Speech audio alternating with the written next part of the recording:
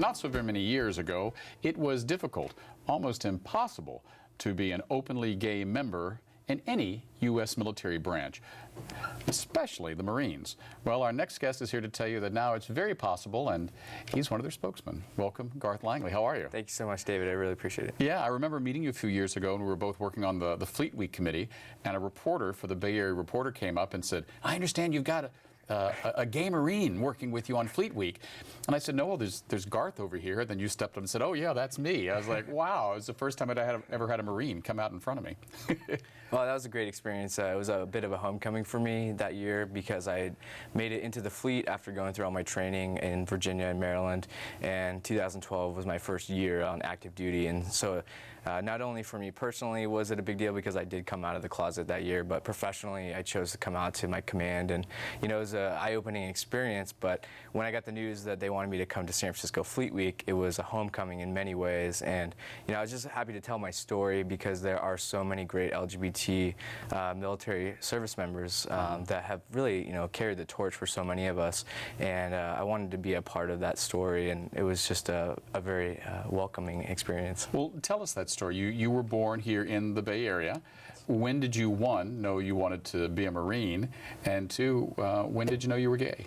I'm from Palo Alto. Well, actually, I was born in Palo Alto, primarily lived in San Carlos, really lived all over the place, not because of the military necessarily, but just my family moved around quite a bit. Lived in Seattle for a little bit of time with my father.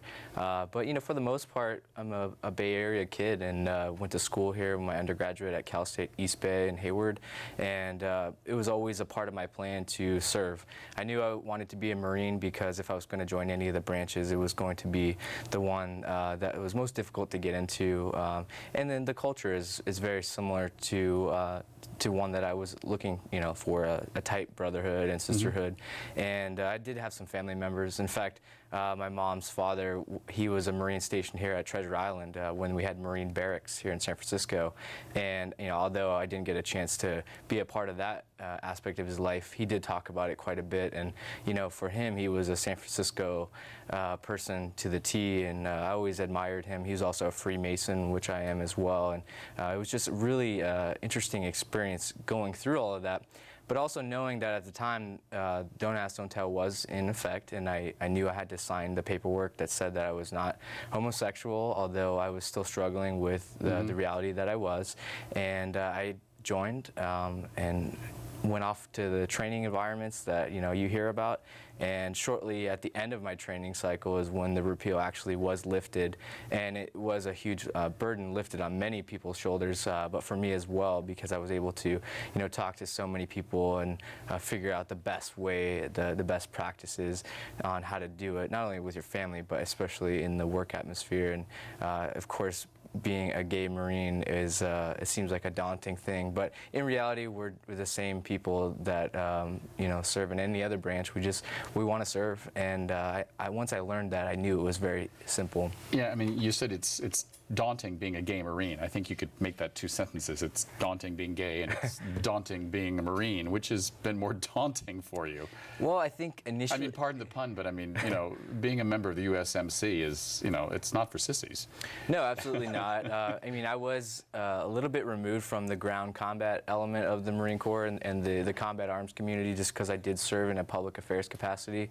But at the end of the day, you know, I went through the same training that every other Marine goes through, and it was very important to me that, you know, that identity of being a Marine was one part of my personality and one part of my character. But also, you know, coming to terms with my sexuality was very important, and it was a very big mental challenge, you know, more than anything else. Once I actually came out, I found that I had more friends than I did enemies, and my Marines respected me for just the person that I am. And that's why I encourage so many of the service members that are, you know, curious about, you know, making that professional jump, so to speak, to just do it because it's really not that bad.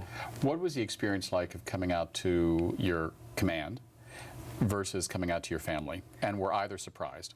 Well, I think if you talk to anyone, they would all say that they were a little bit shocked in a certain way, just because you know, there's stereotypes that exist in our society, and when somebody doesn't fit the stereotype, it's hard to, you know, to exactly attach a label to them. And I think that that's important for most people, is that you should just be yourself, regardless of what your sexual orientation or identity is. And that should drive people's opinion. And so professionally, it was important that I had established a professional reputation, which I did. Had a number of months, to really gain that.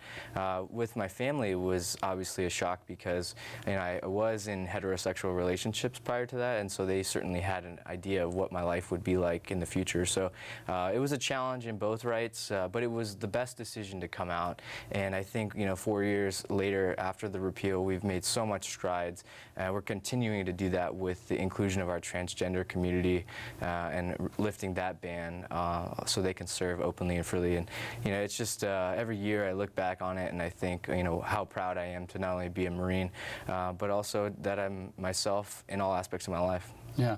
Have you ever had a day when you faced bigotry or prejudice or teasing or bullying from within the Corps, any of your fellow service people?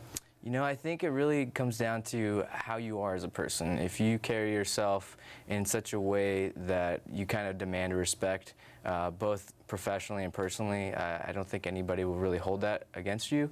I also would say that there's certainly things that are said behind your back, but as all of the internet comments go, you just kind of have to not read them. You kind of have to pretend like they're not really going on. So that's a nice way. You're trained in PR, clearly. That's a nice way of saying not a yes or no. You've been teased or bullied. You just avoid it, or it's never happened? Personally, I've actually really never had any true hate in my life. I've heard comments from different parts of the community around me, but nothing directly at me. And in fact, I have had relationships professionally and personally where people have said to me that I changed their opinion on what it means to be LGBT, and many people said, you're the first gay person I've ever known. And so I take that very seriously because you can really shape opinions based on your actions and kind of how you carry yourself. So I try to lead by example with that. I think there are a lot of people in the LGBT community that don't have an experience of being in the military. I mean, I went in military school. My family was in the military. I'm from Richmond, Virginia, spent a lot of time in Norfolk, so I was always around military personnel. But I think there's a lot of LGBT people who don't have that experience. Is there now an active part of the U.S. military, specifically the Marine Corps, that is liaising with the gay community? Absolutely. And, I have had such a great pleasure of working with a lot of the commands in San Diego during my time with San Diego LGBT Pride. I did some marketing and PR for them, and was exposed to such a large military community, not only as a service member, but as a professional in the community, and was able to find that there are so many advocacy groups for service members and their loved ones. The biggest one in my mind is the American Military Partner Association, which is the largest advocacy group for LGBT military families, and they actually have gone to bat for a number of big cases throughout the nation within the military to fight for the rights that we earn as a service member. And wherever we are deployed in the world or wherever we're stationed, our spouses and our families deserve those same rights that we're afforded. And groups like OutServe and American Military Partner Association and a number of other ones that are spread out throughout the world, they're really the backbone of that support system. And I think there's certainly a tendency to draw, I think telling your producer, birds of the same feather flock together. It's very true in the military community, and especially being LGBT in the military, we tend to know one another, but we also look out for one another, and I think that's very important. San Diego is obviously a huge military population, so we're able to really come together and from 2012 to 2013 and 14, made a number of strides as a military LGBT community, from being the first service members to be in uniform in the parade that was granted by the Secretary of Defense, to even this year, we had the first active duty transgender service member wear his uniform in the parade, a Marine as well.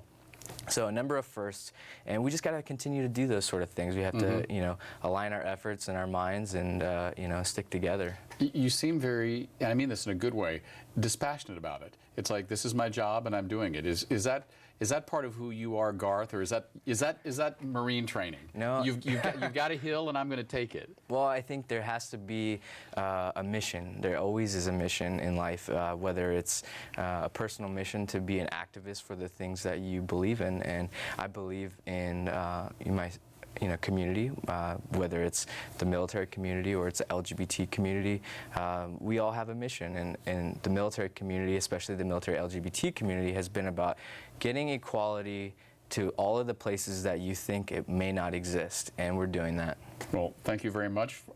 Thank you for your service to our country. Semper Fi, as they say. Yes, sir. We've been speaking with Garth Langley of the United States Marine Corps, and also a proud spokesman for the LGBT community. Happy to have him on.